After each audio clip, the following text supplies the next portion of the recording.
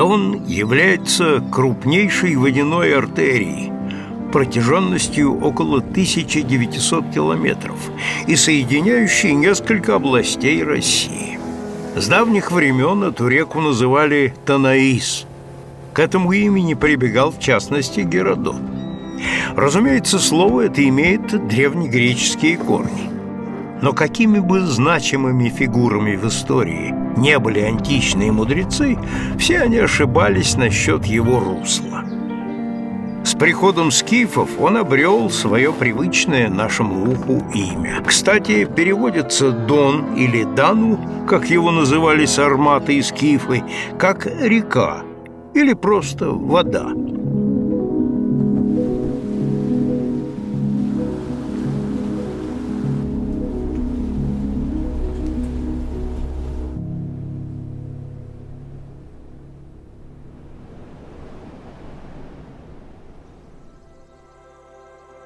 Дорога без конца, дорога без начала и конца. Что бы мы ни изучали, что бы ни исследовали, всегда нам хочется докопаться до самых основ, до самых начал, будь то теория Большого взрыва или история о том, как наш папа встретил нашу маму. Мы исследуем реки, и логично, что отправляемся к истоку, туда, где все начинается, туда, где крошечный ручеек еще не похож на будущую полноводную реку. В этом фильме мы расскажем про Дон. И логично, что сейчас мы отправляемся к его истоку.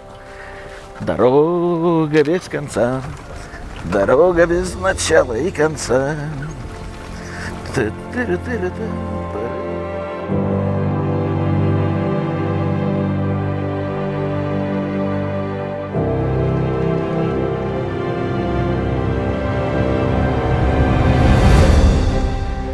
Эти мальчишки верхом на лошадях не просто метафора юности. Это Дон Иванович и Шат Иванович, братья. Я не знаю, кто из них кто. Когда-то неподалеку находилось Иван-озеро, и из него вытекали две речки. Шат был беспокойным баламутом, а Дон тихим и послушным. Шат убежал на север и стал притоком небольшой речушки, впадающей в Аку. А Дон превратился в красавца-казака и дошел до самого Азовского моря. Вот этот путь теперь предстоит проделать и нам.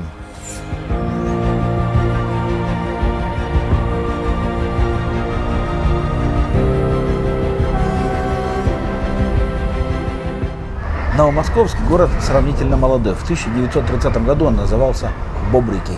Затем здесь построили огромный химический комбинат для выпуска удобрений. Город переименовали в Сталиногорск, затем уже он получил сегодняшнее имя. Так вот, в Новомосковске есть детский парк. В детском парке есть детская железная дорога. А на этой железной дороге есть станция, которая нас особо интересует.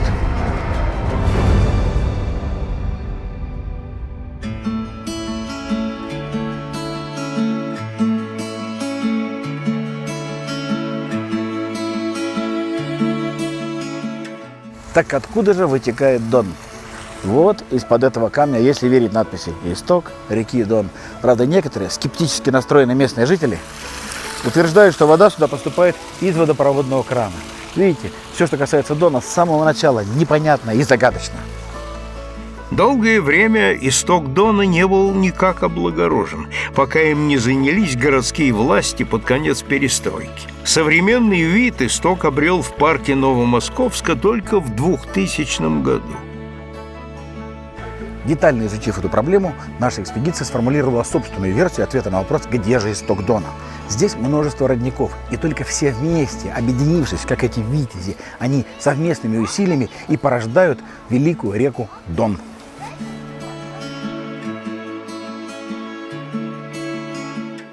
В самом начале своего русла Дон не выглядит как одна из главнейших рек России и Европы. Его ширина не превышает 100 метров. И батюшкой его назовет разве что коренной житель, но никак не тот, кто видит его истоки впервые. Силу же Дон набирает лишь в Воронежской области, от устья своего притока реки Воронеж. Что касается Иван-озера, названо оно не в честь какого-то Ивана. Это финно-угорское слово «иуван», означает «питье». И исчезло оно не без помощи человека. При Петре I в районе Епифании строили систему шлюзов, был нарушен гидрологический баланс, и вода ушла под землю. Затем еще рукотворное Шатское водохранилище поглотило остатки Иван-озера. А затем еще железнодорожное полотно окончательно отделило Дон от Шата. Можно сказать, что батюшка Дон лишился своего отца. Дон всегда славился своими дарами. От разнообразной рыбы в реке до зверей и птицы в его окрестностях. Но человек, к сожалению, слишком жадное существо. Со временем воды Дона наполнились грязью и мусором. Его притоки сильно обмелели из-за неправильного использования водохранилищ. Многие виды рыбы и животных навсегда покинули эти места. Однако это не мешает людям заниматься промыслом на могучей реке. Все еще в силе рассказы о рыбацких подвигах и трофейных экземплярах у охотников. Как и прежде, Дон-батюшка продолжает кормить своих верных жителей. Но уже давно пора задуматься о сохранении его некогда буйных вод и животного мира, чтобы наши потомки могли видеть все это вживую, а не слышать из рассказов стариков. Конопля вплоть до XIX века была одной из важнейших сельскохозяйственных культур в России. К чему я это говорю? Поселок Епифань раньше был городом и, разумеется, получил свой герб. На нем изображены 3 стебелька конопли. Просто чтобы вы знали. Вообще Епифане больше 400 лет, и здесь история буквально сконцентрирована. И в предметах купеческого быта в местном этнографическом музее, и в недавно возрожденной Епифанской ярмарке, и здесь, у стен Никольского собора, на Красной площади Епифании. Это сейчас Епифань – мирное село, украшениями которого являются несколько православных храмов. А в середине XVI века это была грозная военная крепость, являвшаяся частью засечной черты и охранявшая Русь от крымско-ногайских набегов. Отцом-основателем Епифани считается князь Иван Федорович Мстиславский, который был племянником самого Ивана Грозного. А еще Епифань известна тем, что в ней укрывалась печально известная Марина Мниш, бывшая замужем за обоими Лжедмитриями. Немного позже она была изгнана из Епифани, доставлена в Москву и предана суду. Строительство епифанских шлюзов, о которых я говорил, в художественной форме описано Андреем Платоновым. Вообще это был амбициозный проект – соединить Волгу и Дон каналом и обеспечить судоходство из центра России до самого Азовского моря. Не позже 1702 года начинаются эти работы по углублению, выпрямлению русла Дона, строительству нескольких десятков шлюзов. Вот здесь видно остатки одного из них. Смотрите, земляные валы, они были облицованы камнем, дно сделано из дубового бруса. Но, потеряв Азов, Петр I теряет интересы к этому проекту. Шлюзы ветшают, и уже к 1763 году приходят в полную негодность, а камень и дуб растаскивает местное население на стройматериалы. Волга и Дон так и не соединились, хотя это произошло позже. Об этом мы расскажем в следующих сериях.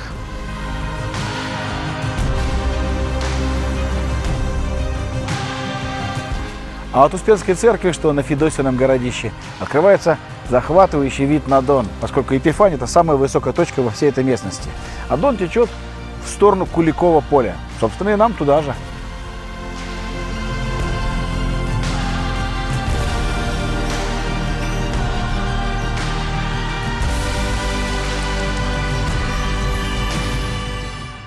Сколько русских, ордынских, литовских мечей участвовало в Куликовской битве, не идет ни в какое сравнение с тем количеством дискуссионных копий, которые сломаны в спорах об этом сражении. Конечно, за давности лет о Мамаевом побоище, как его еще называют, трудно сказать что-то с определенностью. Неизвестно ни точное количество участников, причем число варьируется от десятка тысяч до 500 000.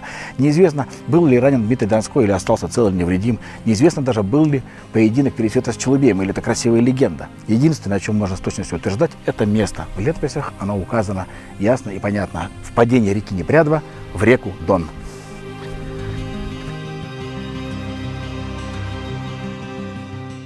Прямо здесь, где сошлись две реки, Дон и Непрядва, состоялась сеча, равной которой еще не видывал свет.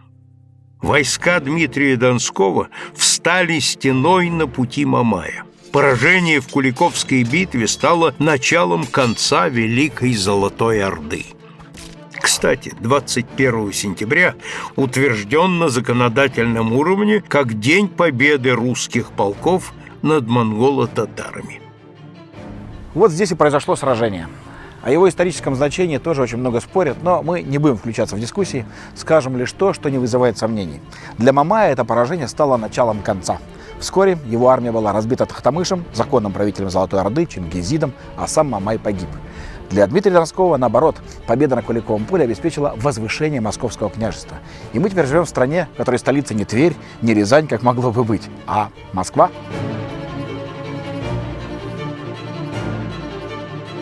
Споры о том, где точно проходила Куликовская битва, не утихают до сих пор. Огромные просторы Куликового поля могли бы вместить десятки тысяч воинов. Многие исследователи утверждают, что сражение произошло в самом пересечении двух рек – справа от Дона и слева от Непрядва. Однако палеографические находки позволяют утверждать, что на том самом месте в те времена стоял лес, который не позволил бы производить масштабные боевые построения. Поэтому принято считать, что вся баталия развернулась на небольшом участке поля площадью в пару квадратных километров. Ну и, конечно, мы знаем, что во главе русского войска стоял московский князь Дмитрий, сын Ивана II, получивший впоследствии прозвище Донской. Вражеской армией командовал темник Мамай, глава самопровозглашенной Мамайской Орды. В ходе сражения ордынцы попытались использовать свой излюбленный трюк, смяв один из флангов. Им это почти удалось, но с тыла на них напал русский запасный полк, и исход битвы был решен. Многие искатели древних артефактов избороздили поле вдоль и поперек в поисках ценных трофеев. Но все они уходили несолоно хлебавши. За ними приходили следующие, уверенные, что им точно повезет. Но земля упорно хранила тайну битвы под своими пластами. И лишь современным археологам, оснащенным необходимым оборудованием, удалось найти несколько осколков вооружения той эпохи. И это вновь позволило начать дебаты о месте того самого эпичного сражения. Но на этот счет есть мнение, что в те времена оружие было слишком ценным, чтобы бросать его на поле битвы, поэтому все целые предметы тщательно собирались.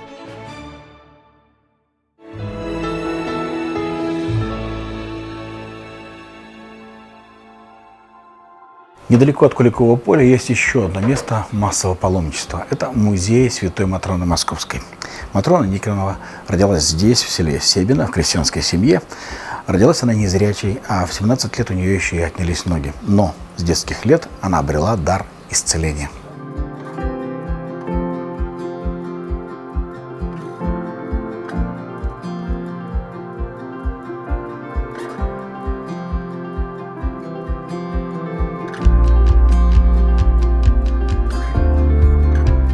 Братья ее стали большевиками, активно боролись с церковными предрассудками, и Матроне пришлось покинуть родное село.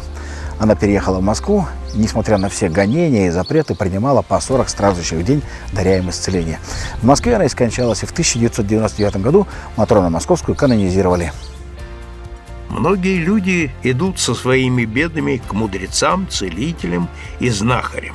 А кто-то находит спасение в целебных источниках. Не зря же издревле слагали легенды о живой воде. Как говорится, для победы все средства хороши. А места вдоль нашего маршрута просто наполнены подобными таинствами и дышат невероятной древней силой. Ниже по течению Дона находится еще одно святое место – Прощенный колодец.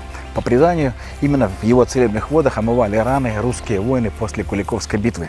До сих пор так и считается, что эта вода полезна при переломах и других травмах. Мы, хвала судьбе, пока живы и здоровы, но на запас целебной водицы набрать не мешает. Зарядившись энергией, наша экспедиция продолжила свой путь по берегам могучей реки.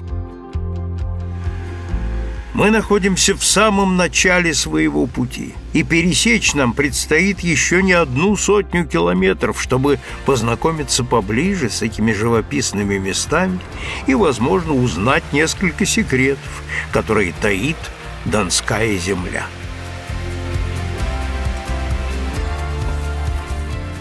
В небольшой деревушке Гай, вон она на левом берегу, говорят, наши петухи на 3 губернии кричат.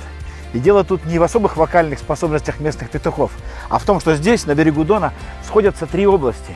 Там Тульская, мы оттуда приехали. Гай – это Рязанская, а дальше Липецкая, нам туда. Мы все дальше от Куликова поля. А легенда о знаменитой битве, кажется, совсем не собирается нас отпускать. Но это неудивительно, ведь в этих краях каждый камушек просто пропитан историей. А первый музей Куликовской битвы был вот здесь, в поместье Нечаевых, в селе Полибино. Степан Дмитриевич Нечаев, действительный статский советник, сенатор, историк, археолог. Именно он инициировал установку 30-метровой стелы на Красном холме в память о победе Дмитрия Донского на Куликовом поле. А сын его, Юрий Степанович Нечаев, подарил России музей изящных искусств, ныне музей истории искусств имени Пушкина в Москве. Неудивительно, что в гостях у этой семьи бывали сначала декабристы, потом Лев Толстой и художники Айвазовский, Поленов, Васнецов, Бенуа.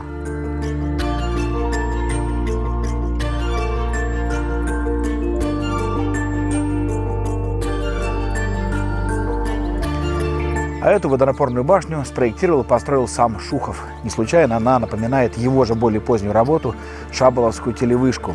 Та же металлическая сетчатая конструкция, только гиперболоидной формы. Ну, а как мы, благодарные потомки, чтим память таких славных сынов Отечества, вы сами видели.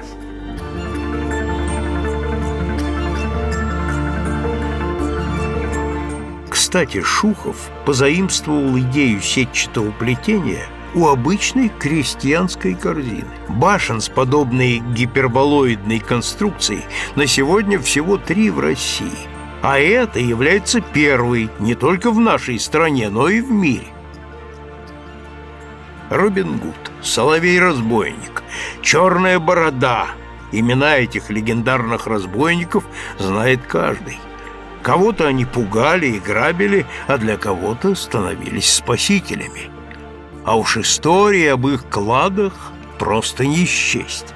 Немало разбойников было и на Руси. Были среди них как исторические личности, так и люди, происхождение которых до сих пор так и не подтверждено. Но, несмотря на статус разбойников, их именами названы многие географические объекты в нашей стране. К одному из таких мест мы и прибыли.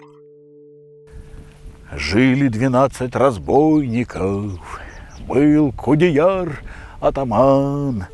В этой песне на стихи Некрасова злобный атаман в конце концов перевоспитывается и уходит в монахи. По другой легенде, казаки поймали Кудеяра и сбросили с высокого Черного Яра в Дон. А некоторые предания вообще говорят о том, что он побратался с чертом и стал неуловим.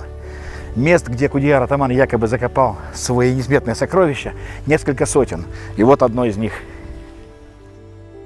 Несмотря на христианскую веру, на Руси все еще оставались языческие традиции предков, многие из которых живы до сих пор. Как ни странно, магия подобных валунов действительно работала. Ведь чтобы чудо произошло, нужно просто в него верить. Вот этот валун – бывший конь атамана, которого он заколдовал.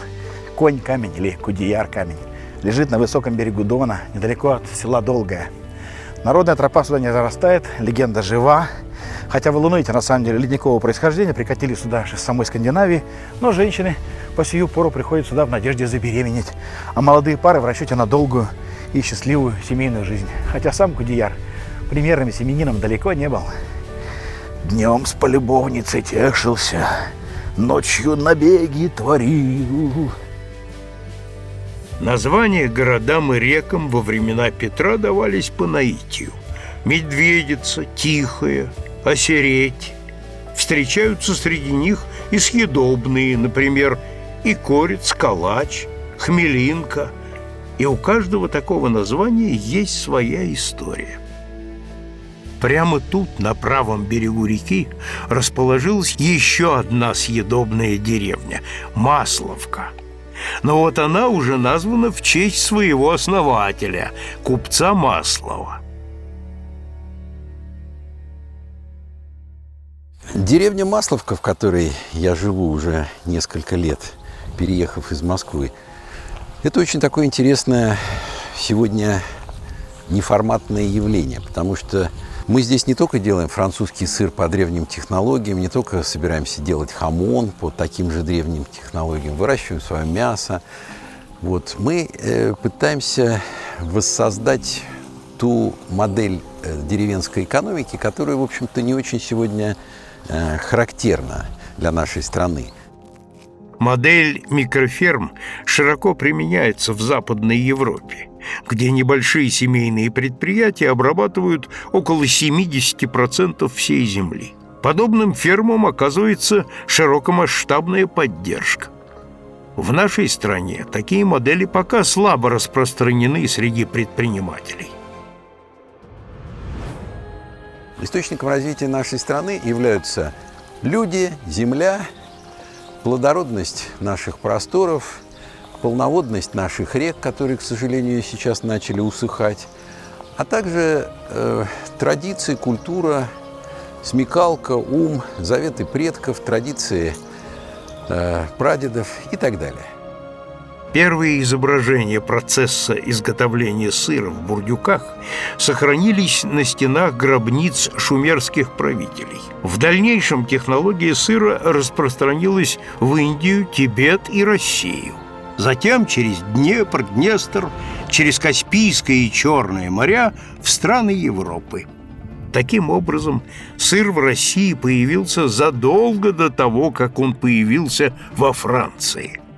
И душа радуется от того, что вот такой вот простор, как мы здесь видим, его не встретишь нигде, ни в Москве, откуда я сюда переехал, ни какие-нибудь швейцарские Альпы, они меркнут. И даже по одному только показателю у нас тут на наших целебных лугах, которые в Масловке в междуречии Дона и Паники существуют, у нас 200 целебных трав.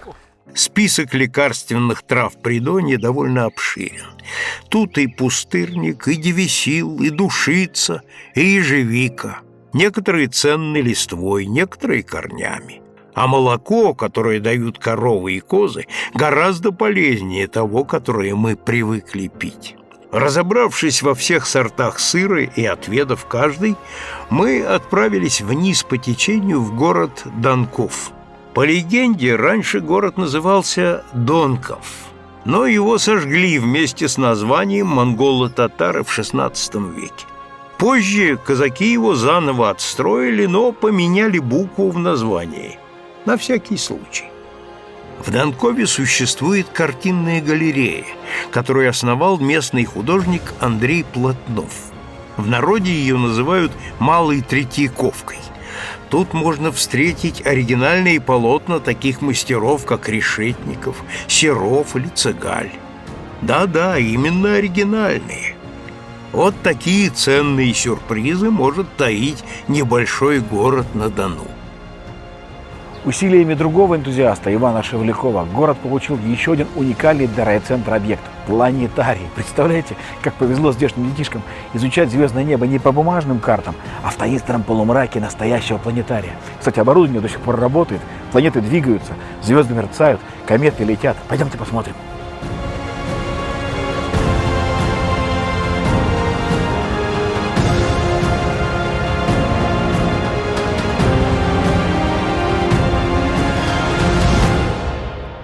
Подробно изучив звездное небо по старинным приборам, мы вновь отправляемся в путь по реке.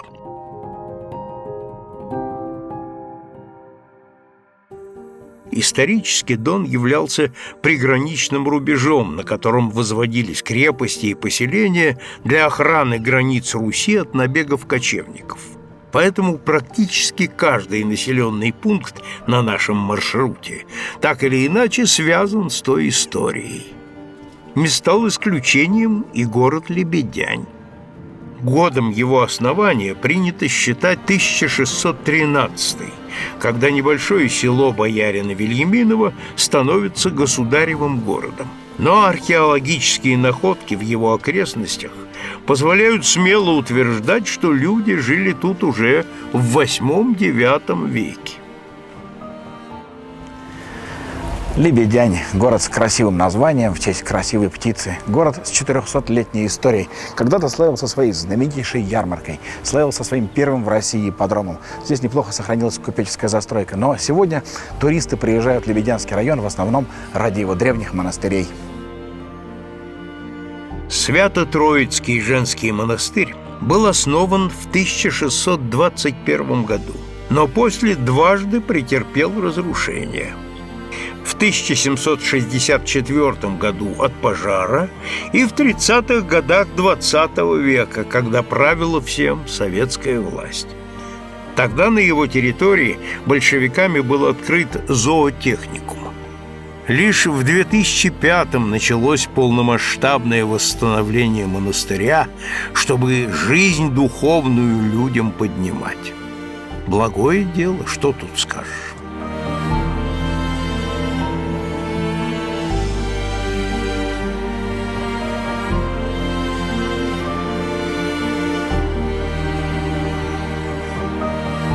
И вот снова наступил великий праздник – День единогласия, день выборов благодетеля. Сам благодетель в белом костюме спустился в аэроплане с небес на землю, а народ, этот миллионноклеточный организм, в едином порыве проголосовал «за». Несколько тысяч человек были против, но в единой государственной газете на утро написали: несмотря на происки врагов, мы снова в 48-й раз выбрали уже доказавшего свою мудрость благодетеля. Это сцена из романа «Видение Замятина. Мы». Написано в 1920 году и впервые опубликовано в 1988 году. Автор попытался в романе представить будущее. Насколько ему это удалось, судить нам с вами. А родился Евгений Замятин в Лебедяне, вот в этом доме, построенном его дедом.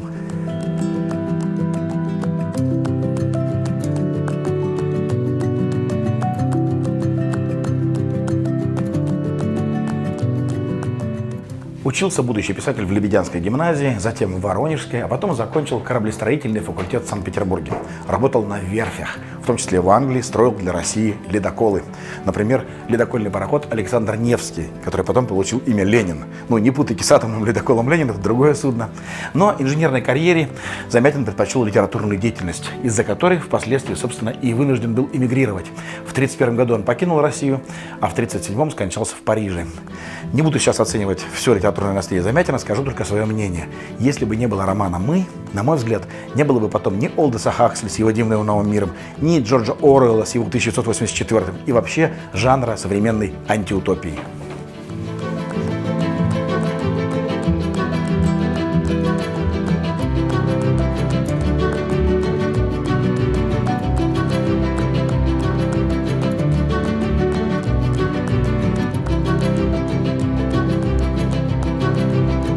Из Лебедяни ведут несколько дорог, но есть одна уникальная, по которой мы были просто обязаны пройти. К мосту между Волотово и Черепянью люди специально приезжают издалека. И не только чтобы полюбоваться на единственный в этих местах подвесной мост, но и чтобы пройти проверку на смелость, поскольку мост давным-давно не ремонтировался. Леса, реки, поляны. Тут прекрасно абсолютно все. Даже и названия здешним местам давали такие, чтобы сразу было понятно, что тут красиво. Здесь, в районе села Тютчево, в Дон впадает приток Красивая Меча. Говорят, что речушка действительно красивая, особенно если подняться вверх по течению. Я предлагаю немного отклониться от маршрута и проверить, насколько название соответствует действительности.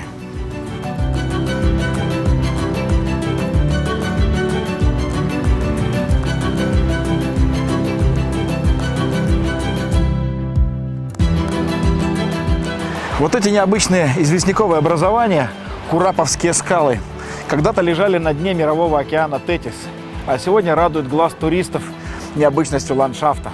Изюминки добавляют и живописные речные перекаты. Неудивительно, что это место так популярно. А если подняться еще вверх по реке, говорят, можно обнаружить развалины гидроэлектростанции. Сходим? Дон же от нас никуда не убежит. Гидроэлектростанция в Курапово впервые дала электричество 1 июня 1926 года, а к 29-му электрифицировали Лебедянь и несколько поселений вокруг. Вот только ее мощности не хватало. Вплоть до 50-х годов там работала всего одна водяная турбина мощностью около 80 киловатт. Это мощность современных дизельных генераторов, обслуживающих всего одно здание.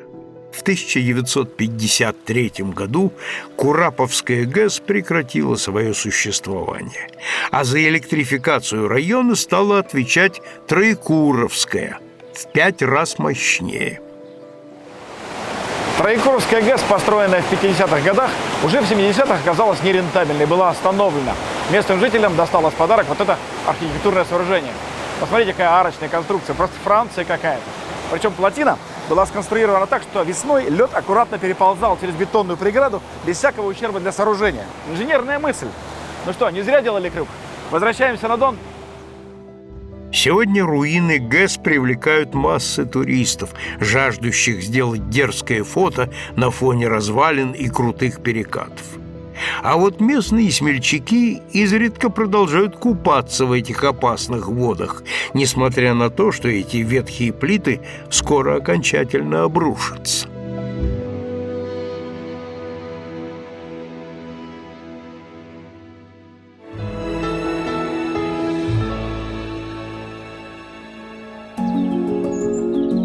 Там дивный лес, там леший бродит, русалка на ветвях сидит. Так и хочется произнести эти слова, глядя на здешние места.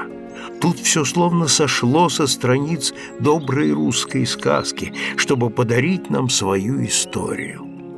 Так давайте же и мы с головой окунемся в предание старины глубокой. Нас все постоянно спрашивают, как там на Дону, есть рыба, есть рыба. И никто не спросит, а есть ли на Дону русалки. А между тем в селе Отскочное каждый год проводится фестиваль «Русалочья». Сюда съезжаются фермеры, привозят свои крестьянские продукты, артисты, музыканты. И звездой каждый год на этом празднике, на этом фестивале шумовой оркестр «Веселая семейка».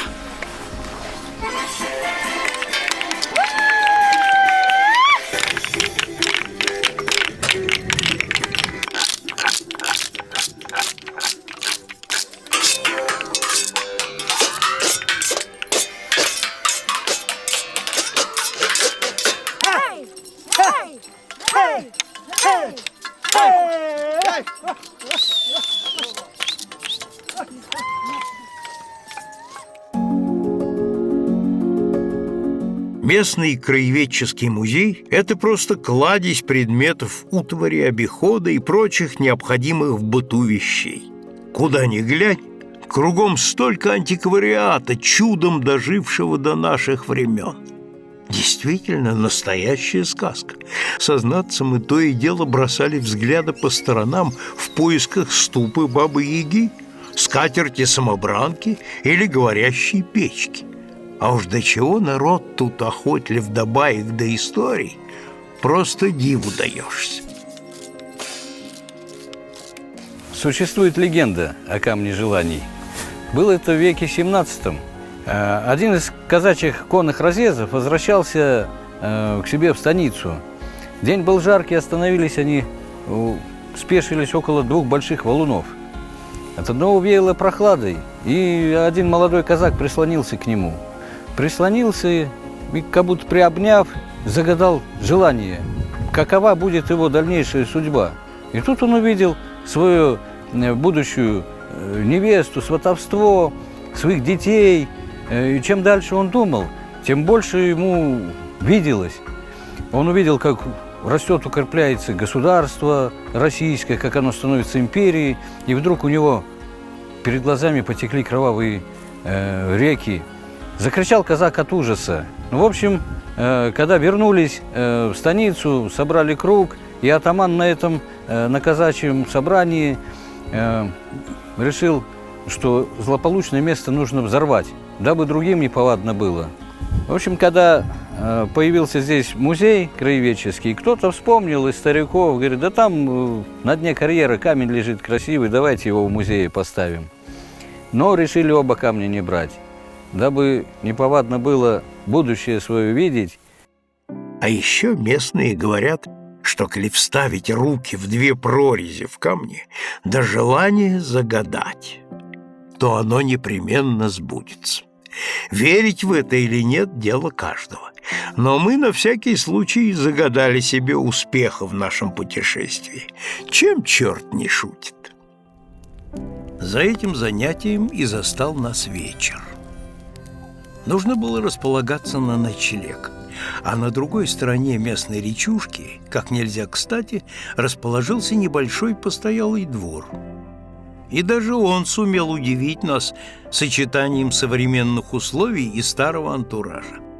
И в его уютных номерах мы еще долго размышляли, насколько богата история этой великой реки, и кто хозяйничал тут до того, как люди построили на берегах свои первые поселения.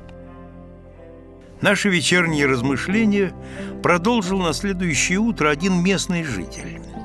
Он подтвердил своими находками версию о том, что до прихода человека на Дону обитали не только зайчики и лисички, но и самые крупные животные, останки которых до сих пор хранит местная земля. Я местный житель, здесь живу уже больше 70 лет. Я связан с мамонтами, а почему? Или я на них выхожу, или, может, они из земли выходят.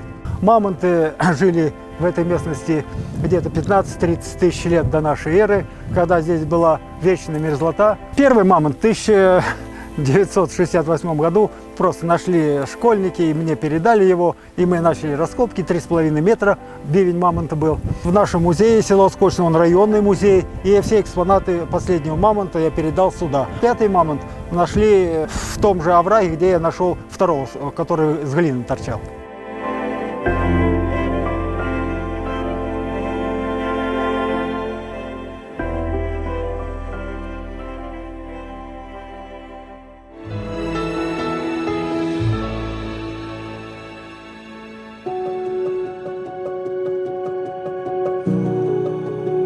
Что ж, каким бы сказочным ни было это место, впереди предстояло еще немало открытий. Поэтому, погрузив на лодки все наше оборудование, мы отправились в путь.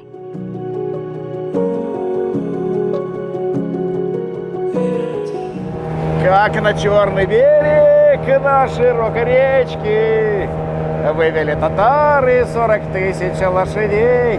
У нас не 40 тысяч, у нас всего 40 лошадей. Но поверьте, этого больше, чем достаточно. Никакие препятствия нам не страшны. Как видите, нам приходится преодолевать такие препятствия, о которых мы изначально и не догадывались. И дело не только в сложном ландшафте и древних сооружениях. Часть пути мы проделали по реке на резиновых лодках. А в местных бурных водах нам порой приходилось очень несладко. Однако тем и прекрасно это путешествие. Ведь будь оно комфортным и ненапряженным, разве могло бы оно вызывать столько эмоций?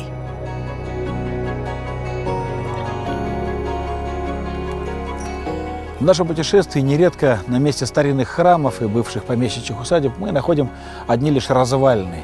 И удручают не сами по себе эти руины, а какая-то бесперспективность. Финансирование реставрации не предусмотрено ни федеральным, ни местным бюджетом. Ну, стенам же не скажешь, денег нет, вы там держитесь. Камень только кажется вечным, а на самом деле он беспомощен перед временем и перед человеческим равнодушием.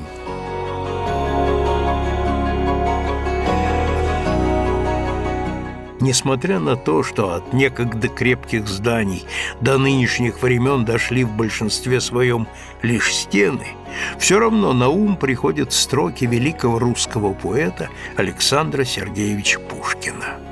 Там, на неведомых дорожках, следы невиданных зверей. Избушка там на курьих ножках стоит без окон, без дверей. Там царь Кощей над златом чахнет. Там русский дух, там Русью пахнет.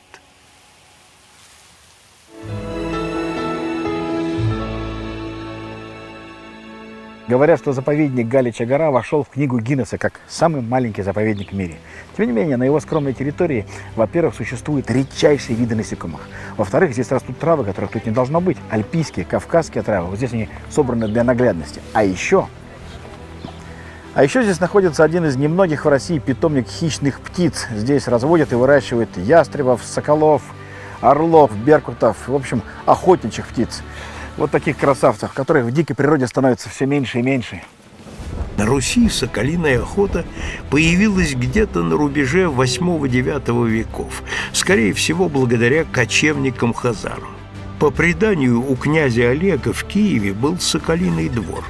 Упоминание о соколах и ястребах в своих духовных поучениях делает Владимир Мономах. При Иване Грозном всегда держали при дворе несколько сотен птиц, и даже дорожную подать брали с купцов голубями для соколов. Однако настоящего расцвета в России соколиная охота достигла при отце Петра I Алексее Михайловиче Романове, для которого птичья потеха была страстью всей жизни.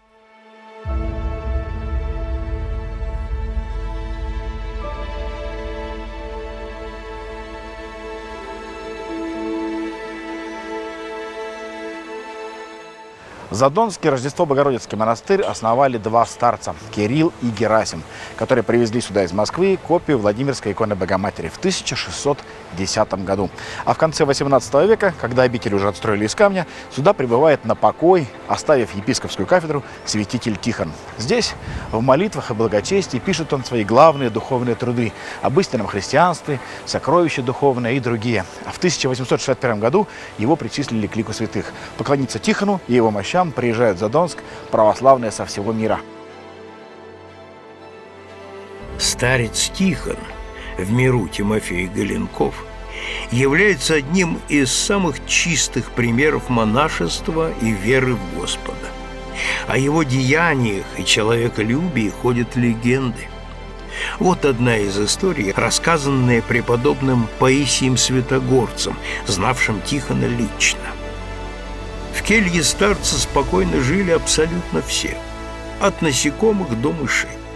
Однажды монах, увидев в келье несколько мышей, предложил старцу принести тому кошку.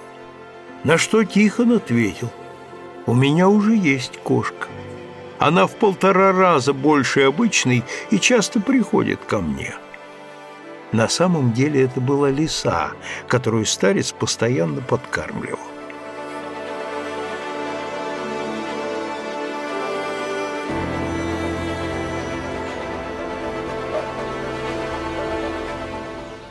Паломники, приезжающие в Задонск, спешат увидеть и знаменитый поющий дуб. По легенде, этому дереву больше 300 лет, и когда его собирались спилить, дуб запел. Но, похоже, сейчас ему ничего не угрожает, поэтому дуб молчит.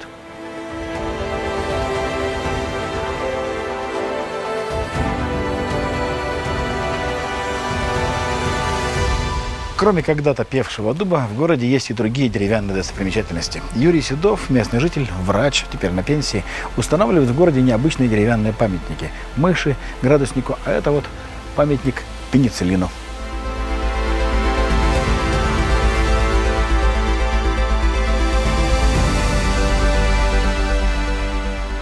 Кто-то считает таких людей чудиками, кто-то энтузиастами. Я лично думаю, на них земля держится. Мы в Задонске познакомились еще с одним энергичным человеком, который практически в одиночку организовал целый музей. Чего бы вы думали? Музей прессы. Это не совсем обычный музей. Некоторые даже называют его не вполне серьезным. Но они не правы. Человечество, смеясь, расстается со своим прошлым. А посмеявшись, спешит оглянуться, чтобы что-то вернуть и увековечить.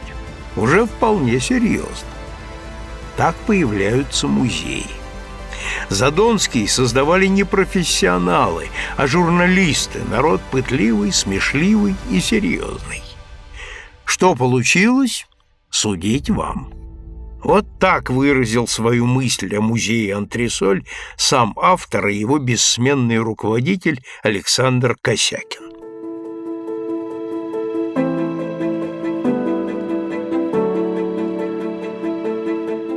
Этот особняк в стиле ампир в центре Задонска в разное время принадлежал разным дворянским семьям. Но горожане почему-то особо запомнили одного владельца – немецкого аптекаря Ульриха. Сегодня здесь краеведческий музей, и говорят, что внутри, кроме обычной экспозиции, можно встретить даже самого аптекаря Ульриха.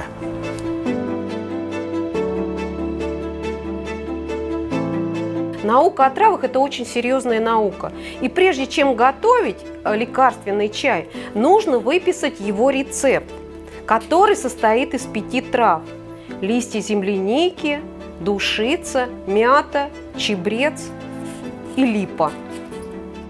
Чебрец – это не единственное название растения. Многие знают его как тимьян, что с греческого языка переводится как «сила» или «дух». С древних времен на Руси эта трава считалась волшебной. Уже тогда знали, что достоинство чабреца заключается не только в том, что из него можно приготовить вкуснейший чай, но и в его целебных свойствах. И единственное, что осталось, залить крутым кипятком этот чай, настоять 15 минут и пить с удовольствием от депрессии, от простудных заболеваний и для хорошего настроения.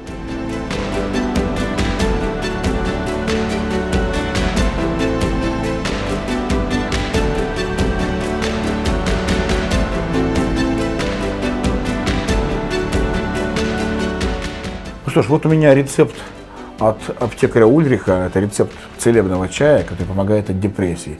А сейчас смотрите внимательно на мое лицо. Видите, у меня первые признаки депрессии на лице. Да, уголки рта загнуты вниз, глаза такие грустные. Сейчас можно, да, лечебного чая попробовать, насколько он помогает действительно. Славится просто на всю область. Ну, теперь следите за лицом. Итак, чай от депрессии от аптекаря Ульриха.